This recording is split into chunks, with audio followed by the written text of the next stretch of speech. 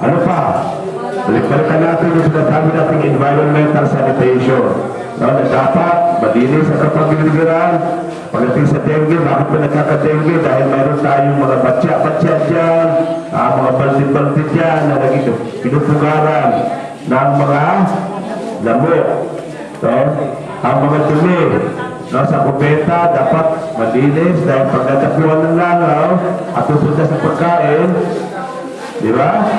Magkakaroon ng gastritis, diarrhea, o pagsusuka. Ha? So these are the basic things na kung talagang babantayan at iiwasan na huwag magkasakit, hindi magkakasakit. Di ba? At yung importansya ng tubig, no? Tubig, ilang baso tubig dapat ay ininom sa isang araw? Ha? At least 8 glasses of water. No? At dapat yung tubig malinis. No? No? So, what about yung pagtulog? Dapat eksaktong tulog. Diba? Ilang oras dapat matulog? Mga ilang oras sa gabi? Ha?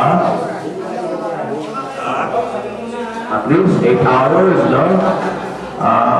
Kaya kailangan natin yung magpahinga, no? Maliban po dyan, ano pa yung mga dapat iwasan para hindi magkasakit? Ha? Umalat ka ng lakihan. Ha?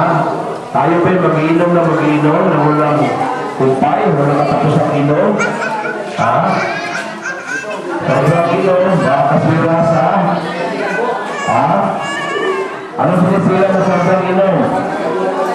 Ha? Atay. Gusto mo rin yung ating atay. Sobrang ilaw. Di natin mga kalalakihan. Lalo, may nakita ko sa likod na namigarin niyo. Pwede bang kunan natin ang video na namigarin niyo dyan? Ha? Si Kuya.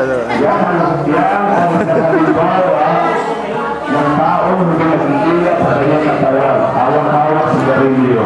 Yan ba tutularan na ninyo yan? Ha? Ano sinisira ng taong namigarilyo? Ha?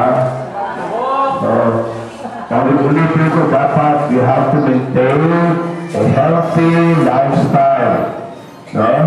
Na kung healthy tayo, maganda tingnan, di ba? Hindi mo sa Dr. Magulo. Refleksyon ng isang taong may healthy lifestyle. Magandang lalaki. No? Pati ako siguro kasama na, no?